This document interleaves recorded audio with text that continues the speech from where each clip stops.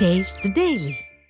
சென்னை சிந்தாதிரிப்பேட்டையில் மனநலம் குன்றிய கல்லூரி மாணவியை 10க்கும் மேற்பட்டோர் தொடர் பாலியல் வன்கொடுமைக்கு ஆளாக்கியதாக வரும் செய்தி அதிர்ச்சி அளிப்பதாக அதிமுக பொதுச் செயலாளர் எடப்பாடி கே பழனிசாமி தெரிவித்துள்ளார்.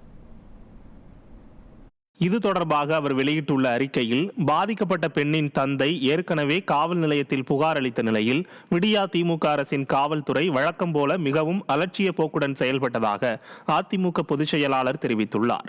இப்படி புகார் அளித்தவர்கள் அலைக்கழிக்கப்பட்டதால் இக்குற்றம் தொடர்ந்து நடைபெற்றதாக தகவல்கள் வருகின்றன என்றும் கழக பொதுச் செயலாளர் வேதனை தெரிவித்துள்ளார்.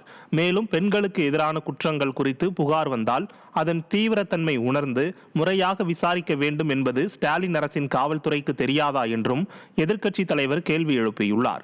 இப்படி பெண்களுக்கு, குறிப்பாக பள்ளி கல்லூரி மாணவிகளுக்கு தொடர்ந்து அச்சுறுத்தல் ஏற்படும் நிலையை உருவாக்கியதோடு மட்டுமல்லாமல் பெண்களுக்கு எதிரான வழக்குகளை மெத்தன போக்குடன் கையாளும் திமுக அரசுக்கு தனது கடும் கண்டனத்தையும் முன்னாள் முதல்வர் எடப்பாடி கே பழனிசாமி தெரிவித்துக் கொண்டுள்ளார்.